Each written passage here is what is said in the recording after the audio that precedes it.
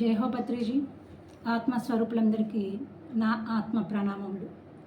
భీమవరం తటవర్తి వీరరాఘవరావు సార్కి, రాజలక్ష్మి మేడం వారికి నా ఆత్మ ప్రణామములు. ఈరోజు మనం రాఘవరావు గారు అందించినటువంటి ఒకటి బుద్ధుని సందేశం ఒకటి తెలుసుకుందాం. అదేమిటంటే, అప్రమత్తుడు అమృత పదము పొందును, ప్రమత్తుడు మృత్యుముఖమును చేరును. అప్రమత్తుని మృత్యువు ఆక్రమించలేదు, ప్రమత్తులు చేరు జీవన స్మృతులలోన అని ఇక్కడ బుద్ధుల వారు చెప్పడం జరిగింది. అప్రమత్తుడు అంటే జాగ్రత్తగా ఉన్నవాడు, ప్రమత్తుడు అంటే జాగ్రత్త లేనివాడు. మరి జాగ్రత్తగా ఉన్నవారు అమృత పదము చేరును అన్నారు. మరి అమృత పదము అంటే చావు పుట్టుకల స్థితిలోకి చేరుకోరు అని ఇక్కడ మనము తెలుసుకోవాల్సి ఉంది. అంటే నిర్వాణ స్థితిని పొందుతారు, అంటే చావు పుట్టుకలు అనేవి ఉండవు అని ఇక్కడ అర్థం. అలాగే ప్రముత్తుడు ఎలా ఉంటారట, జీవన స్మృతుల్లో ఉంటారంట. ఎవరైతే జాగ్రత్తగా ఉండరో వారు చావు పుట్టుకల్లో చిక్కుకొని ఉంటారు. మరి అలాగే అప్రమత్తుడు ఎలా ఉంటారు, మృత్యువును కూడా ఆక్రమించలేరు. అంటే వారికి మృత్యు అనేది కూడా ఉండదు అని ఇక్కడ మృత్యు లేదు అంటే చనిపోకుండా ఉండడం కాదు, అంటే ఇంకా జన్మ అనేది ఉండదు, చావడం పుట్టడం అనేది ఉండదు అని ఇక్కడ మనము తెలుసుకోవాల్సిన విషయం. మరి బుద్ధుల వారు ఎన్నో సాధనలు చేసి, ఎన్నో ప్రక్రియలు చేసి, ఎన్నో సంవత్సరాలు కష్టపడి ఈ విషయాన్ని తెలుసుకున్నారు. నిర్వాణం పొందడం అనేది తెలుసుకున్నారు. ఎటువంటి వారు నిర్వాణం పొందుతారని చెప్పారు, అప్రమత్తతతో ఉన్నవారు నిర్వాణాన్ని పొందుతారు అని, అమృత పదాన్ని చేరుతారు అని చెప్పడం జరిగింది. మరి వేటి పట్ల జాగ్రత్త వహించాలి అనేది కూడా వారు చెప్తున్నారు బుద్ధుల వారు. అంటే బుద్ధుల వారు అష్టాంగ మార్గాన్ని చెప్పారు. ఆ అష్టాంగ మార్గంలో 8వది అయినటువంటి అంగము ఏంటిది అంటే సరైన ధ్యానము. వారు ఆనాపానసతి అనే ధ్యానాన్ని పాళీ భాషలో అందరికీ సామాన్యులకు కూడా అర్థమయ్యే భాషలో ఆనాపానసతి అనే ధ్యానాన్ని ఆయన తెలుసుకున్నారు, రాయించారు. అన్ని చోట్ల కూడా ఆనాపానసతి గురించి పాళీ భాషలో రాయించారు. దాన్నే మనము శ్వాస మీద ధ్యాస అని మనము చెప్పుకుంటున్నాము మన భాషలో. మరి ఈయన సరైన ధ్యానము అని ఇక్కడ చెప్పడం జరిగింది. అలాగే మన గురువుగారు అయినటువంటి పత్రిజీ వారు కూడా శ్వాస మీద ధ్యాస అనే సరైన ధ్యాన సాధననే మన అందరికీ కూడా అందించడం అనేది జరిగింది. మరి ఈ సరైన ధ్యాన సాధన చేసినప్పుడే మానవుడు దుఃఖం నుండి బయటపడగలడు. మరి ఈ కష్టాలకు, సమస్యలకు అన్నిటికీ కూడా కారణం ఈ దుఃఖమే అని మనందరికీ తెలుసు. మరి ఈ దుఃఖం నుండి బయటపడాలి అంటే కనుక ఈ సరైన ధ్యాన సాధన, శ్వాస మీద ధ్యాస అనే ధ్యాన సాధన ద్వారా మాత్రమే మనము దుఃఖం నుండి బయటపడగలం అని మనము ఇక్కడ తెలుసుకోవాలి. గురువుగారు పత్రిజీ గారు కూడా మనకి చెప్పడం జరిగింది. మరి లోకంలో చూస్తే అనేక రకాల సాధనలు ఉన్నాయి, అనేక రకాల గురువులు ఉన్నారు. కానీ గురువులు ఒక్కటే కాదు, సద్గురువు అనేవారు మన జీవితంలోనికి రావాలి. ఆ సద్గురువు మాత్రమే మనకు సరైన ధ్యానాన్ని అందించగలరు, సరైన జ్ఞానాన్ని కూడా అందించగలుగుతారు. కాబట్టి గురువులు కాదు, సరైన సద్గురువును మనము జీవితంలో ఎంచుకోవాలి. అప్పుడే మనము సరైన ధ్యాన సాధన చేయగలుగుతాము, జ్ఞానాన్ని పొందగలుగుతాము, అలాగే దుఃఖం నుండి కూడా బయటపడతాము. ఈ ధ్యాన సాధన వల్ల మాత్రమే మనకు ఏది మంచి, ఏది చెడు, ఏది తినవచ్చు, ఏది తినకూడదు, ఎలా ప్రవర్తించాలి, ఎలా ప్రవర్తించకూడదు అనేవి ఏ పనులు చేయాలి, ఏ పనులు చేయకూడదు అనేవి కూడా మనకు అంతా కూడా తెలుస్తూ ఉంటుంది. మరి ముఖ్యంగా రెండవది ఏమిటి అంటే మనము తెలుసుకోవాల్సిన విషయము సరైన ఆహారం. ఆహార విషయంలో కూడా మనం ఎంతో జాగ్రత్త వహించాలి. మరి ఒక్క ధ్యానం చేస్తే సరిపోదు కదా, మరి ఆ ధ్యానం కూడా మనకి బాగా కుదరాలి అంటే మనం గంటలు గంటలు తీవ్రమైన ధ్యాన సాధనలో ఉండాలి అన్నా కూడా మనం సరైన ఆహారాన్ని తీసుకోవాలి. మరి ఈ ఆహారం వల్లనే మనకి తమో గుణము, రజోగుణము, సాత్విక గుణము అనేవి ఏర్పడతాయి. ఈ తమో రజో గుణాల్లో ఉంటే మనము సరిగ్గా ప్రవర్తించలేము, సరైన పనులు చేయలేము, సరిగ్గా మాట్లాడలేము, ఏది మాట్లాడాలి ఏది మాట్లాడకూడదు అనేది కూడా తెలియదు. అలాగే మనము సరిగ్గా కూడా ప్రవర్తించము, మనలో గుణాలు మారవు. కాబట్టి మనము శుద్ధ సాత్విక ఆహారాన్ని మాత్రమే తీసుకోవాల్సి ఉంటుంది.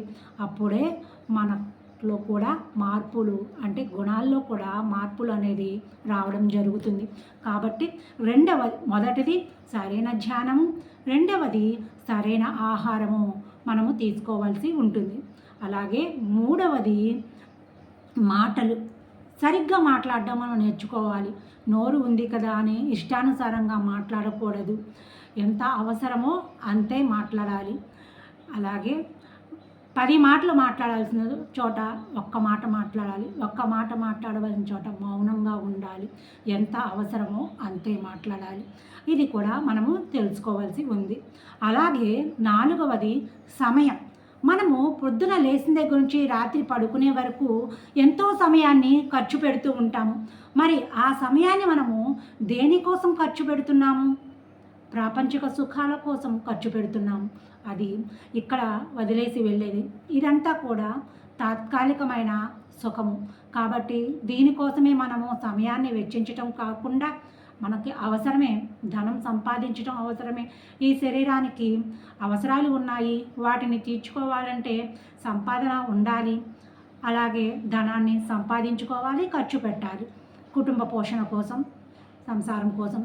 అయితే దానికోసమే జీవితం అని కాకుండా ఆ ఉన్న సమయాన్నిలో కొంచెము మనము మన ధ్యాన సాధనకి కూడా మనము వెచ్చించుకోవాలి. ఇది కూడా మనము ముఖ్యంగా తెలుసుకోవాలి. సమయాన్ని కొంత మన కోసం కూడా కేటాయించుకోవాలి. ఒక ప్రాపంచిక సుఖాల కోసమే సమయాన్ని అంతా ఖర్చు పెట్టేయకూడదు. అలాగే 4వది ఏమిటి అంటే మనము చేసే పనుల పట్ల కూడా జాగ్రత్త వహించాలి. మరి మనము ఏ పనులు చేస్తున్నాము, పాపకర్మలు చేస్తున్నామా, పుణ్యకర్మలు చేస్తున్నామా అనేది కూడా మనము ఇక్కడ చూసుకోవాలి. మంచి చెడు అనేది కూడా చూసుకొని మనము పనులు చేయాలి. పాపపు పనులు చేస్తే పాపకర్మలు వస్తాయి, పుణ్యకర్మలు చేస్తే భోగవంతమైన జీవితం లభిస్తుంది. మరి ఈ రెండు కూడా సంఖ్యలు లాంటివే. పాపం చేస్తే ఇనుప సంఖ్యలు, పుణ్యం చేస్తే బంగారు సంఖ్యలు. కాబట్టి ఏవైనా సంఖ్యలే. కాబట్టి మనం ఎటువంటి పనులు చేయాలి అన్నది కూడా మనము ఇక్కడ చూసుకోవాలి. మరి ఎటువంటి పనులు చేయాలి అంటే ధ్యాన సాధన చేయాలి, ఆధ్యాత్మిక కార్యక్రమాలను చేపట్టాలి, ఆధ్యాత్మిక కార్యక్రమాల్లో పాల్గొనాలి, ధ్యానం చేస్తూ జ్ఞానాన్ని పెంపొందించుకోవాలి. అలాగే మనము తెలుసుకున్న జ్ఞానాన్ని 10 మందికి పంచాలి. ఇలా మనము చేసే పనుల పట్ల కూడా జాగ్రత్త వహించాలి. అలాగే 6వది మనం చేసే సేవల పట్ల కూడా మనము జాగ్రత్త వహించాలి. మనము ఎటువంటి సేవలు చేయాలి చెప్పుకున్నాం కదా, ఆధ్యాత్మిక సేవలు చేయాలి. అన్నదానం చేసినా, వస్త్రదానం చేసినా, ఎటువంటి దానాలు చేసినా అవి తాత్కాలికమే. అలా కాకుండా మనము ఆత్మసేవలు కనుక చేస్తే ఎదుటివారు కూడా దుఃఖం నుండి బయటపడతారు. వారు కూడా సంతోషకరమైన జీవితాన్ని గడుపుతారు.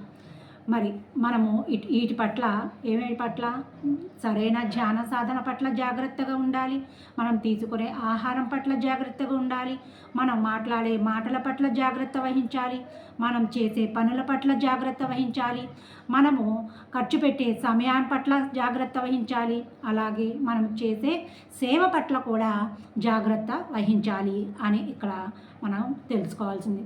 ఇలా జాగ్రత్త పాటిస్తేనే మనము నిర్వాణ స్థితిని పొందుతాము, అమృత పదాన్ని చేరుకోగలుగుతాము, లేదంటే జీవన స్మృతుల్లోనే చిక్కుకొని పోతాము అని బుద్ధుల వారు చెప్పడం జరిగింది.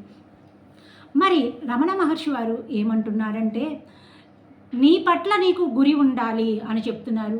గురువు మనకి మార్గాన్ని చూపిస్తారు, అంతేగాని గురువు ఎప్పుడు మనతో కలిసి ఉండరు. కాబట్టి నీ పట్ల నీకు గురి ఉండాలి అని చెప్తున్నారు. అంటే ఇంకా వివరంగా చెప్పుకోవాలంటే, గురువు చెప్పే వాటి పట్ల మనకి గురి ఉండాలి. వారు చెప్పిన విషయాల పట్ల మనము గురి పెట్టుకొని వాటిని మనము ఆచరణలో పెట్టుకోవాలి. నిన్ననే మనము ఒక వీడియో చూసుకున్నాము, దానిలో చెప్పుకున్నాము, ఇతరుల చరణాల పట్ల కాదు, వారు చెప్పిన పదాల పట్ల పదాలను మనం ఆచరణలో పెట్టుకోవాలి అని నిన్న చెప్పుకున్నాం. ఎప్పుడు కూడా గురువు చరణాలను పట్టుకోవడం కాదు, వారు చెప్పిన పదాలను మనం వాటి పట్ల శ్రద్ధ పెట్టి విని వాటిని ఆచరణలో పెట్టుకోవాలి. భగవద్గీతలో శ్రీకృష్ణ పరమాత్మ వారు కూడా అదే చెప్పారు, శ్రద్ధ వహించండి అని. ఎవరు చెప్పినా, యోగులు చెప్పినా, యోగీశ్వరులు చెప్పినా, ఎవరు చెప్పినా, గొప్పవారు ఎవరు చెప్పినా కూడా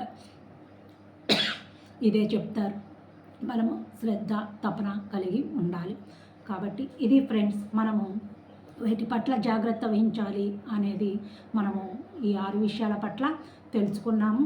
మరి మనము అప్రమత్తతో ఉండాలి, అంతేగాని ప్రమత్తతతో ఉండకూడదు, అంటే అజాగ్రత్తగా ఉండకూడదు. ఎప్పుడు కూడా మనము జాగ్రత్తగా జీవించాలి అని మనము ఇక్కడ బుద్ధుల వారి సందేశం ద్వారా తెలుసుకున్నాము.